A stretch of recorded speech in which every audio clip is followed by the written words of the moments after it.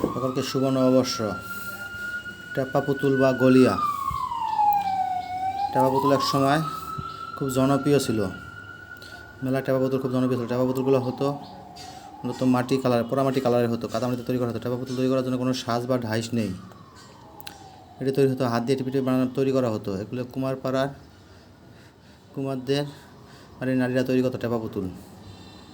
এটা খুব দেখতে সুন্দর এবং এটা মাটির সাথে একটা গভীর সম্পর্ক টেপা পুতুলের। তাই আমি ড্রয়িং করতে বসলাম টেপা পুতুল, যে এক সময় গলিয়ায় খুব জনপ্রিয় ছিল বা গলিয়া বা মেলা জনপ্রিয় ছিল। প্লাস্টিকের পুতুল বাজারে আসার পরে টেপা পুতুলের চাহিদা কমে গেছে। যারা এই টেপা পুতুল চিনেছেন তাদের অবশ্যই আমার এই ভিডিওটি লাইক এবং গঠনমূলক একটি কমেন্ট করে এবং ফলো দিয়ে আমার পাশে থাকবেন এবং আপনাদের টাইম লাইনে এই ভিডিওটি রেখে দেবেন। আমি একটু ভিন্ন ধরনের একটু ড্রয়িং করলাম টেপা পুতুল নিয়ে। টেপা পুতুল এক সময় গ্রাম বাংলার খুব শখের একটা বিষয় ছিল, যা বাচ্চারা এগুলো নিয়ে খেলাধুলা করতো বা ঘরে সাজিয়ে রাখতো। তখন বেশিরভাগ সময় পাওয়া যেত মাটির তৈরি বিভিন্ন খেলনা। এখন পাওয়া যায় প্লাস্টিক তৈরি বিভিন্ন খেলনা, রোবোটিক। কারণ এই মাটির তৈরি খেলনাটি খুব জনপ্রিয় ছিল এবং টেপা পুতুল বাংলাদেশের সব প্রান্তে পাওয়া যায় মেলায়, বিশেষ করে এই বৈশাখী মেলায়। তবে সেই সময় টেপা পুতুলগুলো কালার হতো না, এখন টেপা পুতুলগুলো কালার দেওয়া হয়। সেই সময় টেপা পুতুল ছিল মাটি পোড়া ইটের কালার, মানে পড়লে যে কালারটা সেই কালার থাকে টেপা পুতুল।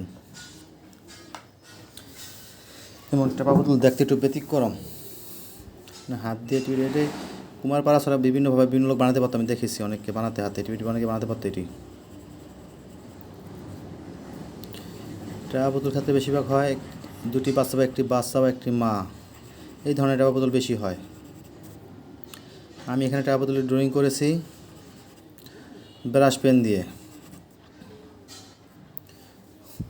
আমি এখানে টেপা পুতুলে কী কালার করবো আপনারা দেখতে পাচ্ছেন। আমার ঘুম ভাঙার পর মনে পড়লো আজকে একটা ব্যতিক্রম ড্রয়িং করবো। কী ড্রয়িং করবো? ওদের মাথায় আসলো টেপা পুতুল।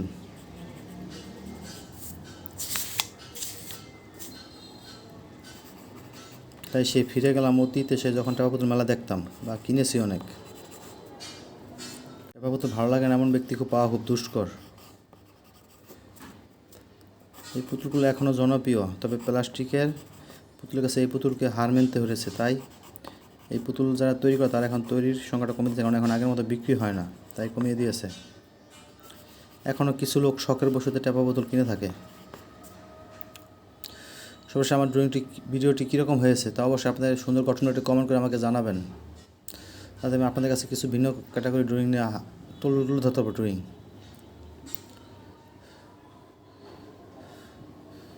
সকলকে বৈশাখী শুভেচ্ছা দিয়ে আমার ভিডিও আজকে এই পর্যন্তই। ভালো থাকবেন সবাই, টাটা, রাখি।